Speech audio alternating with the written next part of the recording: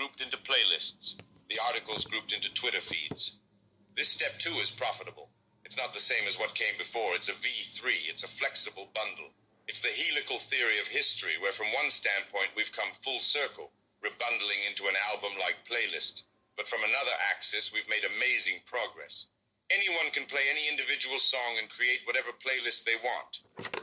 With that said, that rebundling is still higher variance than the pre-internet bundles that preceded them. There are millions more playlists than albums, millions more Twitter feeds than newspapers. BlueAnon, QAnon, Satoshianon. As the internet increases variance, we see more upside and more downside in everything. Technologists focus on the upside because the gain from the wins, like search engines, smartphones, social networks, and artificial intelligence, should compound, while the losses should be one-offs. That is, once you find a winning formula or a rebundling, you can cheaply scale it across the rest of the network relatively quickly. So this probably should lead to more net upside over time, just like every past technological revolution has. I think we're already way in the black with the internet. Almost every piece of information ever in billions of people's hands for free at any time, for starters. But it depends on your metric. Conversely, the establishment can only see the downside outcomes. That is, the BlueAnons can only see the QAnons who are worse than median, not the Satoshianons who are far better than median. It's a bit like Paul Graham's concept of the blub programmer. Just like the blub programmer can look down to see incompetence but can't look up to see brilliance, the establishmentarian can't comprehend the upwards deviations of the internet. They think it's just weird. Just like Hollywood once compared Netflix to the Albanian army, the US establishment doesn't yet understand how much better Satoshi Nakamoto or Vitalik Buterin is than every apparatchik they have in the Federal Reserve System. And they don't understand that upward deviation is creating a more competent group of global leaders than the American establishment, a more meritocratically selected group than the nepotists of the East Coast. Just as it allowed Satoshi to rise, social media is American glasnost, cryptocurrency is American perestroika. There are two particular ways that the internet increases variance worth noting: social media and digital currency. Social media increases social volatility. You can go viral or get canceled, experiencing large overnight gains or losses in status. Digital currency increases financial volatility. You can go to the moon or get wrecked, experiencing large overnight gains or losses in financial status. There's a parallel in history for this: glasnost and perestroika. Mikhail Gorbachev, the last Soviet leader, thought he could reform Soviet society by allowing more free speech via glasnost and free markets via perestroika. He didn't quite understand what he was in for. The resultant instability helped bring down the Soviet Union. Similarly, social media is like American glasnost, and cryptocurrency is American perestroika.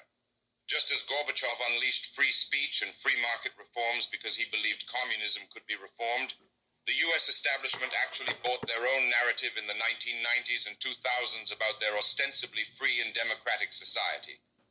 Only now are they realizing that the many speech and thought controls that their predecessors had set up and hidden in plain sight, like stringent regulations and high capital requirements for broadcast content production, was actually the key to their continued power. Now that it's clear that the internet is to the USA what the USA was to the USSR, that it's truly free speech and free markets, they are trying to tamp down the American spring they've unleashed, but it may be too late.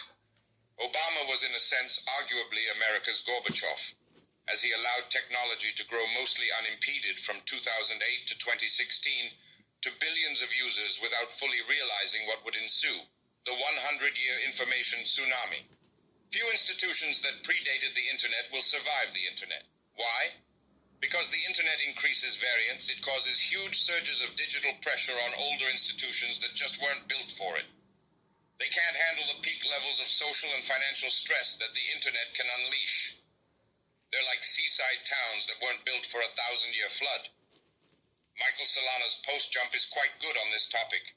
Indeed, this is a good analogy because one of the ways to think about the internet is as a carrier of massive information waves.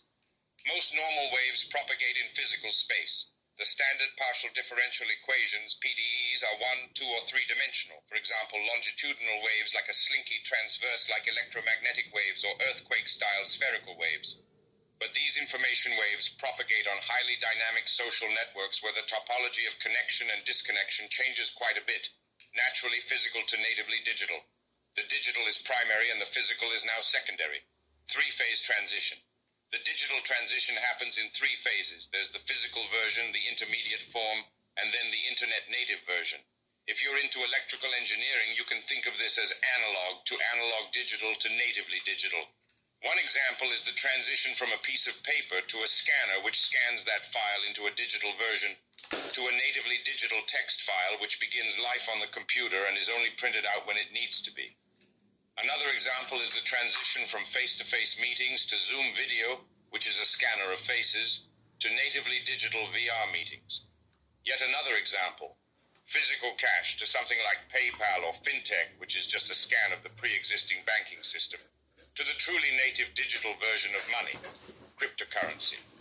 Once you see this pattern, you can see it everywhere. And you can look for those spaces where we're still stuck at the V2, at the scanned version where we've taken the offline experience and put it online, but not fundamentally innovated. Truly digital news, dashboards, on-chain event feeds. Newspapers are actually only partially digitized. In 1996, the primary version of the New York Times was the physical paper, and the Mirror was the website. Then, gradually, more and more weight got shifted to the digital version. Now it can fairly be said that the physical paper is just a printout of the website, a snapshot at a particular time. And there are online-only features like interactive graphics that are impossible to replicate in the physical paper. Most importantly, the comments section is really social media, particularly Twitter, where all the reporters are located.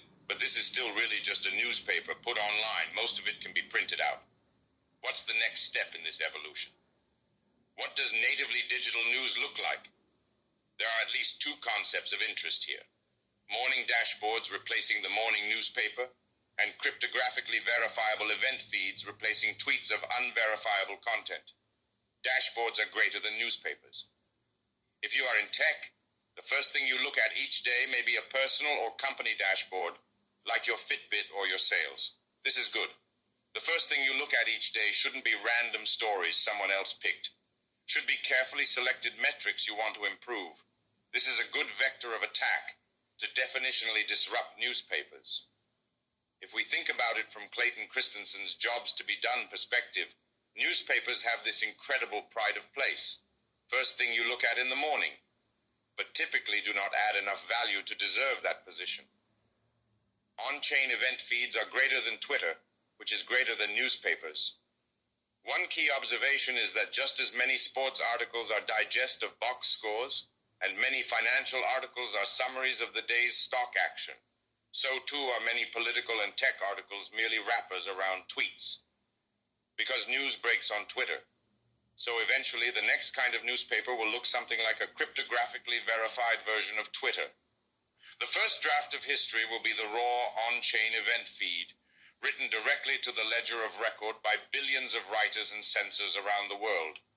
In other words, truly digital newspapers will be on-chain event feeds, digitally signed crypto oracles, not corporations, remote work to remote life. My friend Daniel Gross remarked that 2020 will be seen by future historians as the year when the internet age truly began. The lasting impact of COVID-19 is that it flipped the world from physical to digital first. Because the internet in 2000 or 2010 couldn't bear the load of the entire physical world. But by 2020, it kind of could. Now it's not just about remote work, but remote life. During the pandemic, every sector that had previously been socially resistant to the internet, healthcare, education, law, finance, government itself, capitulated. Those aspects of society that had been very gradually changing with technology shifted overnight. For example, the convention of politeness shifted. Now it was rude to ask for an in-person business meeting as you do it remote if at all possible. With vaccination, many of these things have flipped back, but they won't come back all the way. Digitization was permanently accelerated. It used to be that the physical world was primary and the internet was the mirror. Now that has flipped. The digital world is primary and the physical world is just the mirror. We're still physical beings, of course, but important events happen on the internet first and then materialize in the physical world later, if ever. From printing to materializing. All value eventually becomes